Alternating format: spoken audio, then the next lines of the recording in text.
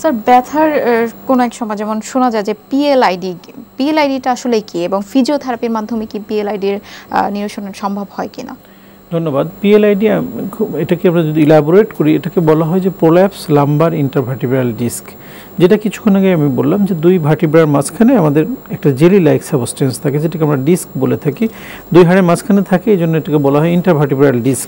এই ডিস্কটা যখন পিছনের দিকে সরে যায়, সাধারণত পোস্টোল্যাটারালি, দ্যাট মিনস এটা পিছনের দিকে এবং যে কোনো এক সাইডে সরে যায়, তো এটাকে মেডিকেল ভাষায় আমরা তখন এটাকে প্রোল্যাপস লাম্বার ইন্টারভার্টিব্রাল ডিস্ক এবং সংক্ষেপে পিএলআইডি বলা হয়। তো পিএলআইডিটা আসলে খুব মারাত্মক একটা রোগ, যেটা আমরা বলবো যখন যে মানুষ আক্রান্ত হয়েছে এটা তার জন্য খুবই কষ্টদায়ক একটা রোগ।